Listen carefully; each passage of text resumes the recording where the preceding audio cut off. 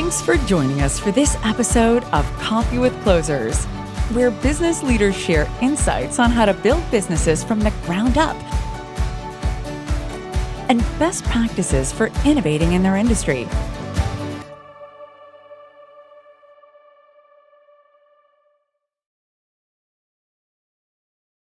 Hey Trish, I'm super excited to have you join me for this episode of Coffee with Closers. Thank you. I'm excited to be here. I've been a super fan and I have the book to prove it. That's correct. Awesome. You know, that never gets old. Seeing that book cover never gets old. That is so true. Well, you're an entrepreneur, author, speaker, sales trainer, you name it, you are. And you've accomplished a lot in your career. So of all the things you've accomplished, what would you say the one thing that you're super proud of? My son. I know the book is dedicated to him. Definitely my son. I also think I'm proud of having built a services business that has lasted 22 years in the tech space. I mean, that's pretty much unheard of. So, yeah.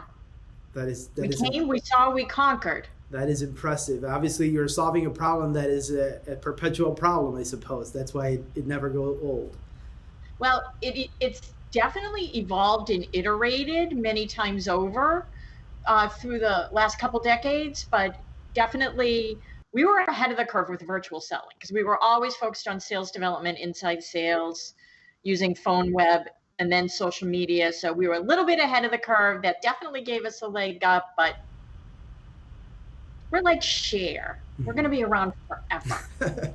That's for sure. So what is the why? What keeps you motivated and keeps you going every day? Learning.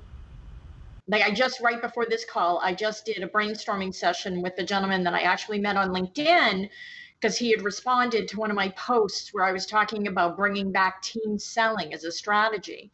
So a number of people responded to that post, and I've spent the last couple of weeks interviewing them, and it's fascinating. You know, that's how I learn, is by talking to practitioners in the field. So I would say I probably do, 4 sales calls a day.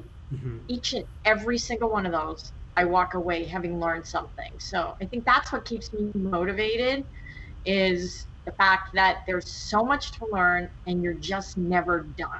Yeah, and you're obviously talking to the guys in the field, practicing what you're teaching, and you're getting their feedback so you're able to improve or change the strategy as needed. Yeah, to some extent. I mean, we're not, 100% a training company. So I think more than just talking to people, the fact that I still sell every single day, that I do minimum hour, hopefully 2 of outbound selling every single day. You got to keep your hand in the game to know what's going on out there. And it's the favorite part of my day. I'm one of those crazy people that loves outbound. I don't know, love it. Makes sense. How did the transition happen for you? I know you were a sales leader prior to starting your own company, Bridge Group. How did that transition happen for you? So I was the VP of sales and an equity partner at an outsourcing company called Telesales Inc. We were actually the inside sales teams for tech companies. And so my job was working with the CROs and closing the deals. And I kept seeing the same problem in that the CROs would be like, yeah, let's just hire some young, hungry reps, have them pound the phone. And they thought revenue would shoot out the other end. And I'm like, people, this is strategic. You need to treat it as strategic, just like you would building any other channel, whether it's field or channel or partner program or anything. It's strategic. So I said to myself, you know what? I'm going to build a practice around teaching people that it is strategic and why and how to do it. And if it doesn't work, I'll just go get another job. But it worked. How has your entrepreneurial journey been since then? I know it's 22 years of building this company. I'm tired. I mean, it's crazy. I mean, especially we're talking now in the days of COVID, right? It's, I went through 2 recessions, 2008, and I forget when the other one was, survived those, surviving COVID. I mean, being an entrepreneur, you have to learn how to pivot. And I think myself and my team help our clients be incredibly agile at pivoting, whether it's their message, their solution, their strategy. And we have to do that for ourselves. And I think we've become very adept at it. Mm-hmm. And obviously between writing your book and doing speaking engagement and running this company, you've talked to hundreds of businesses and seen a lot of things that they tried and what worked and what hasn't worked. What surprises you the most about the findings from having worked with a lot of different tech companies and helping them with their sales strategies? Well, this doesn't surprise me anymore. Mm-hmm. But I will tell you that a commonality we find is quite often when people bring us in to look at their sales development organization, they're like, sales development's not working. You got to come in, you got to look at it. And in actuality, they are looking at the wrong end of the donkey. They really need to look at their AE organization, because a lot of salespeople have never been trained in how to launch the sales process off an introductory meeting. And so that's where we see the biggest point of pipeline leakage, is in that mishandled discovery call. So to me, it's not surprising, it's a commonality, and it's something we all need to be aware of. So explain that to me a little bit, because I know everyone is trying to do the same strategy that you've been teaching, right? The specialization of SDRs book a meeting, AEs take on and run with it. But what is happening there is that transition of the discovery call itself is not conducted properly, or is just how they were handled. The lead was handed from the SDR. It might be the transition. I mean, there's many facets to what could go wrong. Like maybe expectations weren't set with the AE, with the prospect. Maybe there was no agenda set. Maybe the AE didn't prepare. They just showed up. Maybe the AE asked the same questions the SDR already asked. Maybe there was no vision creation. They're like, oh, they don't have any money. They don't have a budget. They don't have a project. I'm moving on. Well, your job is to create that sense of urgency.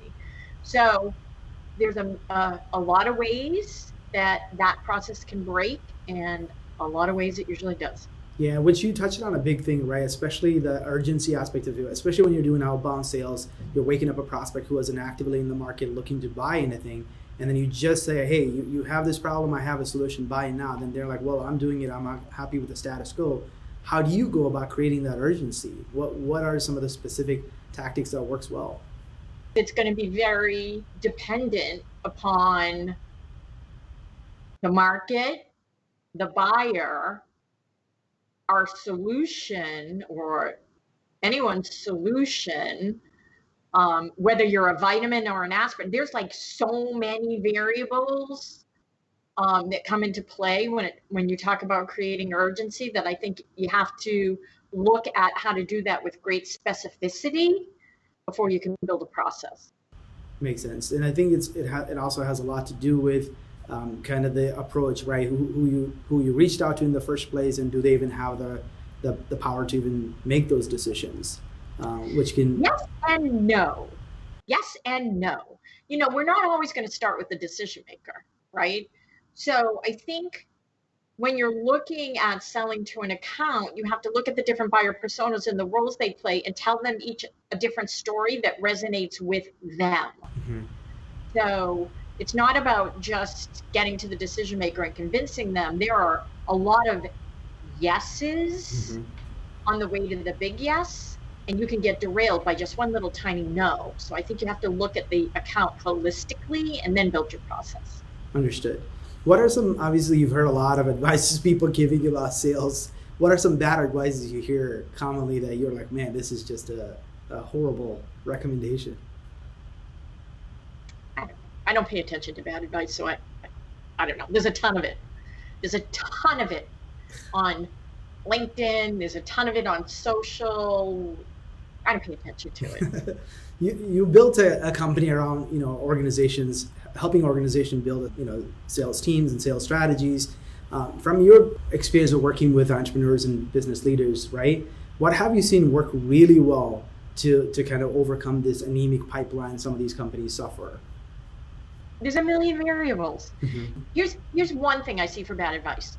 Someone asks a question like you just asked, and someone gives them the answer. I'm like, wait a minute. Like, you just gave them your framework for success.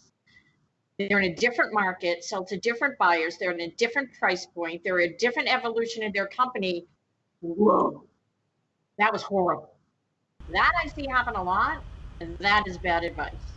So basically what you're saying in terms of from a big picture standpoint, you have to think about, okay, you need to have a proactive outbound strategy to make sure that you're going into the accounts, finding those accounts, getting in the door, booking appointments. Those are the big picture stuff you need to focus on. And then on a case by cases, solve for, hey, where is the blockage? How do I solve for this particular client or this particular business? Not a one size fits all strategy. I have a sign over there. It says #variables matter.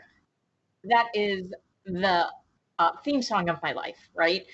Not everybody needs outbound. If you're selling a commodity product, low price point, high volume transactions, you don't need outbound. If your average deal size is under 25K, you probably don't need outbound. If you're selling into the SMB, one of the things we talk to people about now is, do you even need sales development? Maybe not. I mean, variables matter. Mm-hmm. So you have this two school of thought, and I know you have a massive following on LinkedIn, over 250,000 followers. You've built a very big community around you, right? And you have this, this entire team of people that are saying, hey, you need to do social selling, be active, be a subject matter expert, be a guru. And then the other side is, man, just go focus on prospecting, and that's all you need to do. What is a fine balance that you would say that, hey, this is what you should do in terms of kind of the best practice from a social selling standpoint? Do you have the passion for it? And do you have the skills to pull it off? Mm-hmm. If you look at the Bridge Group, my firm, you don't see any of my team members on social. They don't like it. They don't enjoy it. They don't have the passion for it. They don't want to engage that way. They're busy doing the things they're passionate about. So you can't look at your team of SDRs and AEs and say, you have to go become a subject matter expert. Well, not everybody wants to become a subject matter expert. Not everybody cares about building a personal brand, thank God. Not everyone has the ability to write well or be creative or be interesting outside of, their normal course of business. So I think if you are blessed enough that you hire people that have the ability to do that, then absolutely foster it. But if someone doesn't want to do it, don't force them. So I know in your book, the Sales Development Playbook, you talk a little bit about the importance of specialization, right? And we touched on earlier the SDR and the AE. The tech companies really have figured that out, and they do a great job in scaling with that sort of a model. But in that model, AEs don't technically prospect, right? That they don't necessarily don't do that. That's not true. Mm-hmm. That is not true. Okay. Our research shows that only 55% of an AE in SaaS of an AE pipeline comes from marketing and sales development. Well, you better figure out a way to go get that other 45%. So, yeah, AEs still have to prospect. They might not like it, but they need to do it. Mm-hmm. Yeah, and that's the part, right? Most of these AEs are just got used to getting meeting booked to their calendar. They're super comfortable there, and they don't really enjoy the part of going and knocking on other people by calling and messaging them on LinkedIn.